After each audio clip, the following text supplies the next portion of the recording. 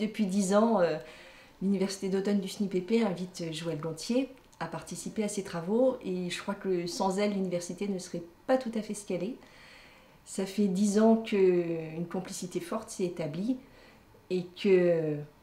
allez, on peut même parler de fan club ou de gens qui ne viendraient à l'université que pour l'entendre, la voir et partager avec elle ses réflexions autour de l'art, de l'enseignement artistique, et puis profiter de ce petit regard décalé qu'elle peut offrir sur le monde, sur la représentation du monde, et regard qui appartient aux artistes, mais qu'elle sait faire partager avec beaucoup de bonheur aux enseignants qui sont confrontés tous les jours à la lourde tâche de permettre aux enfants de se développer. Et évidemment, l'éducation artistique n'est pas un supplément d'âme dans le développement des enfants, mais bien quelque chose qui est profondément important et ancré dans le quotidien des classes. Alors depuis 10 ans, Joëlle nous offre effectivement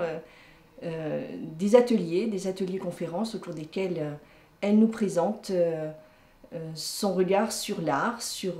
l'enseignement artistique, et où elle permet aux enseignants, pas à pas, de s'approprier un certain nombre d'idées. On peut dire que les ateliers et les conférences de Joëlle n'ont rien de banal, n'ont rien d'ordinaire, et offrent toujours un grand moment de surprise, avec beaucoup d'humour et de malice, et en même temps sous une forme qui peut paraître ludique, mais qui est profondément intelligente et pédagogique,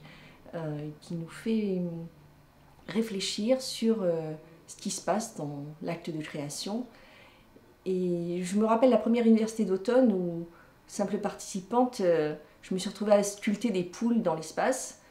Et ce qui pouvait paraître totalement farfelu a en fait profondément modifié mon rapport à la création, à l'esthétique, mais même beaucoup plus loin que ça, à l'évaluation en matière d'enseignement. Et donc, sous des aspects parfois farfelus, décalés,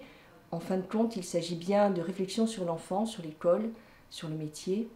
et qu'elle nous offre régulièrement chaque année. À travers des installations qui paraissent toutes simples, des dispositifs qui paraissent peu contraignants, en fin de compte, c'est un petit pas de côté sur le monde de tous les jours qui amène à une réflexion à la fois poétique et de fond sur ce qu'est le monde aujourd'hui. Celle avec les couvertures de survie, qu'est-ce que ça t'a fait à toi? Moi, j'ai trouvé ça magique. En même temps, on en avait discuté avec Joëlle auparavant, et donc je pensais avoir une petite idée de ce que ça allait donner. C'était moins la surprise que pour les gens qui sont arrivés sur l'installation en découvrant totalement l'affaire, mais même en ayant imaginé à l'avance que ça allait, ça a créé un effet assez magique entre la lumière qui brillait sur ces couvertures, les plis qui restaient apparents et qui renvoyaient aux feuilles de papier, au pliage qu'on peut opérer, y compris avec les gamins en classe quand on fait des origamis et autres activités de ce style. Et puis le bruit de ces feuilles d'or qui étaient agitées par le vent avait un côté totalement magique et en même temps poignant, parce que la couverture de survie, ça renvoie effectivement à la survie de ces gens qui sont en difficulté partout dans notre société autour de nous et sur lesquels on jette un regard souvent un peu banalisé par le quotidien. Ça renvoie à sa propre survie,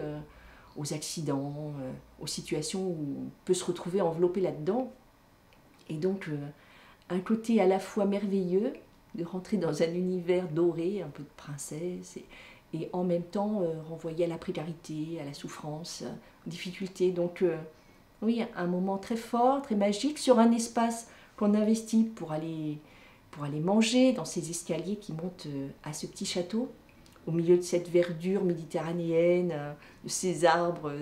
qu'on a vus 1000 fois depuis qu'on vient à la Londe, qui tout d'un coup sont totalement nouveaux.